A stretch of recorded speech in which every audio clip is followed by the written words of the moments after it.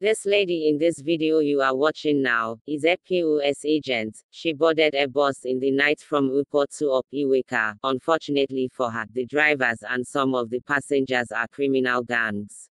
While on their way going to Opiweka, they dispossessed her of her 500,000 naira, including her phone, and tried to throw her out of the bus while the bus is still on high speed. She begged them not to do that she is pregnant.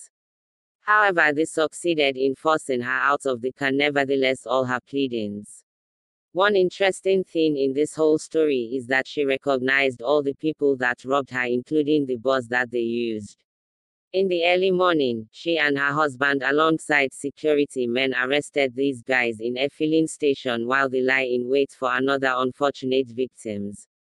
Lesson learned in this video is this: avoid late night journeys. Stop entering anyhow bus at night. Try and locate an official park. Akanelu is dangerous. Oisa na-emezi nke ikpeazụ a na-ebuzi ma na afọ mkpọ ma na Opiwe ka ebe niile bịa ka ịnụrụ ife menụ. Ọ bụ na ibu onye ga-abụ ịchọrọ ịbụ ụgbọala ebu gị wee gaa njem ịpụta ị na-achọ ndị anụnwa ndị mmadụ ada nọ n'ime ndị na-asị gị na ha na-apụ ozugbo na ndị ọdọ ọsịsọ. Ọ bụ sọsọ onye na-akwa ụgbọala kọndọktọ ma ofu mkpụrụ onye mana ha na-alụ ya alụ, ha tinye mmadụ ịtọ ha sị gị na fa da-ebu ndị mmadụ na ha na-apụ apụ bịa n'ife onyonyo ahụ maka gị nwa. Nwaanyị na-afụ ebe anụnwa bụ ụnyaa ka ọ na-anata afịa, ọ bụ onye na-eme POS wee baa ụgbọala na-agazi Opiweka wee pụọ. Ndị ọba n'ụgbọala maka na fa dị mmadụ ịtọ n'ime ụgbọala, draiva na onye na-anya ụgbọala, ha kwatuo ya. Nwaanyị a dị ime kwapịa na lie ego niile o ji na lie ekwentị ya kwapịa. Mana ife mezi n'aka anụnwa bụ na emechazi n'ikpeazụ nwaanyị wee fụ ụgbọala onye ka a na-agwa gị tupu ị na-aba ụgbọala na-anya, maka na o nwere ike echi niile asị gị ime nke dị nke a. Ịghọtago, ọ na-adị mma mmadụ ịmụ ihe na-eme na okirikiri. Ọ bụ na nwaanyị anụnwa pụtazi wee ruo echi wee sị fụzi ụgbọala abụrụ ihe n'anyasị ha na-eme ebe elekere 8 nke anyasị wee sị na ụgbọala abụrụ ihe elekwe na egwuregwu na na-adị ejeje kpee ha n'aka ndị nche. Ụlọ ewere mmiri na-ezo wee jekpe ha n'aka ndị nche ewee jee kpụrụ ndị niile nọ na n'ime ụgbọala. Mana nke bụzi nke bụ na ndị nwaanyị na-akpọgasị si n'ọma ha na-asịkwazi na fa gbara nwaanyị achọrọ m ịtụfu oge gị ma ya bụrụ ihe mmụta nyere gị. Ọ bụ na ife ozi agbasa ya maka ndị ọdị ọsịsọ ife na-eme na Opiweka, ife na-eme n'ebe niile. Nke ikpeazụ anyị na-aba ụgbọala. Afa m bụ Nneka. Esi m shop na-abata yesterday. Ebi m na Nkpọ Junction.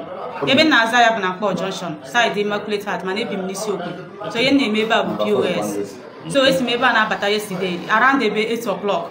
Fugo chegide keke from keke wee jiri ụzọ gbada that Nkpọ Junction wee ruzie ebe ahụ wee banyezie moto dị ebe ahụ. So the motor bụ transport driver na conductor with one guy bie n'ebe with one woman ubu akpa.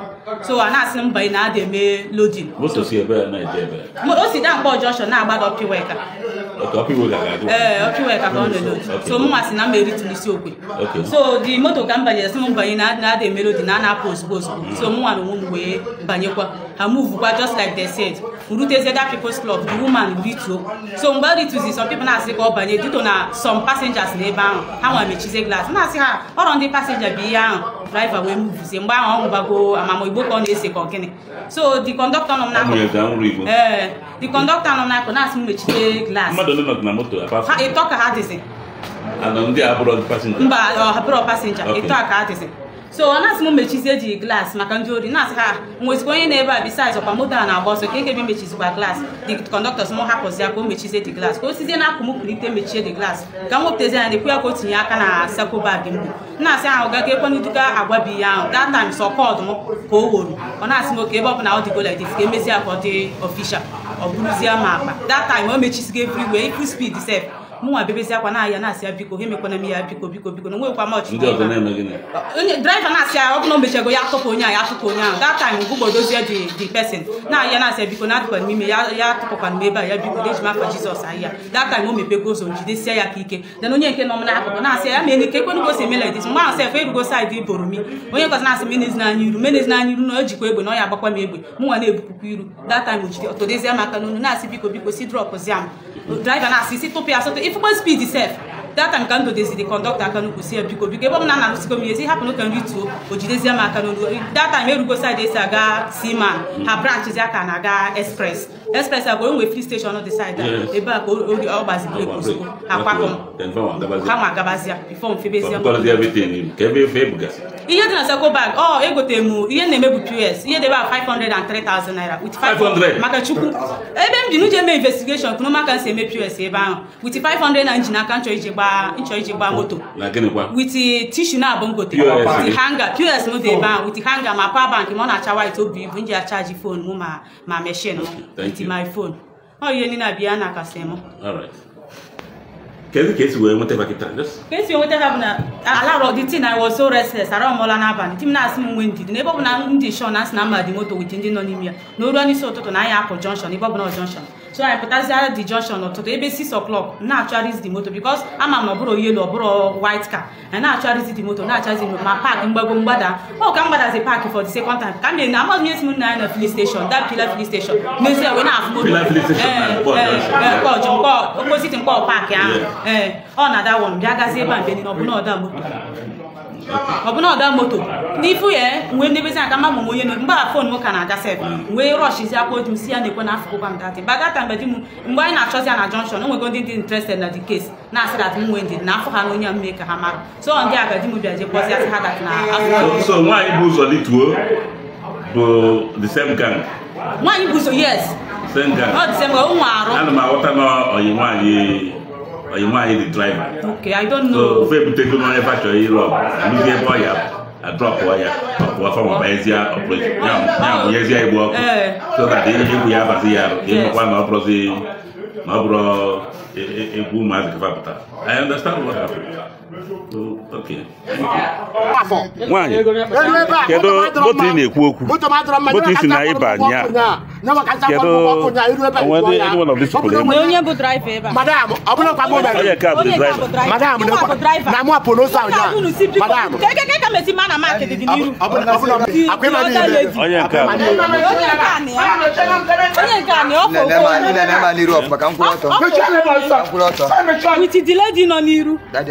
the lady will kill it to see him.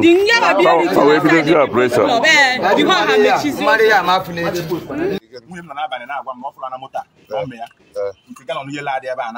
Madam, dear, exactly no motor with that guy. I'm going to dig in a cool. You know, if I dig a woman, if you go, I dig my motor. I'm going to like, if I have a this thing. Heated glass and the then even my gallon, and my car and Aban. The yellow gallon is not. Never said also to the end of Daka, even also to the end of Daka, man, I say Papum, and did demon. Which the admin, very young of us. I go on a cafana again. Here number 503,000 plus 500 choice you want. Now, phone, phone, you're going to kill it. You're going to have 160,000 Spectrum Pro. I just and I feel young area. Okay. And why was a kidnap again there? It's not forgive my two. Get off a company security. One father with the company. Yeah? Can we motor IG make kidnapping? Do you have a police station? This morning. Okay, case we park here for we find a park here. In my park here.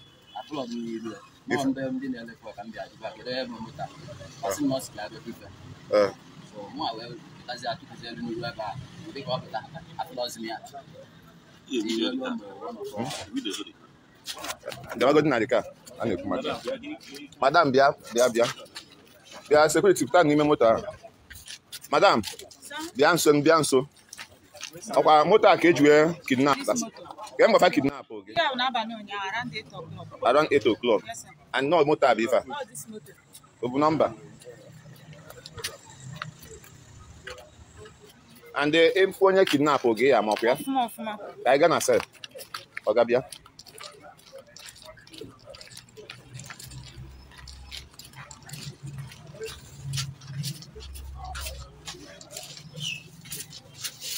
Onya.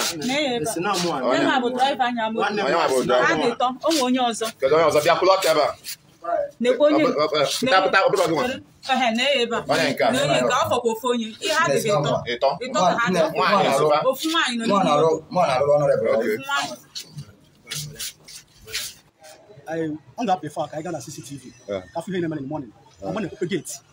The criminal the motor since 3 days. No park Elianuno. I bet you park a motor within the station. That's the park. I'm not going maybe early in the morning. So I got a CCTV now. I have 4 time would you better the motor. Exactly. Yeah. Exactly. Okay. Exactly. Ona anugo ka ya bi face we me.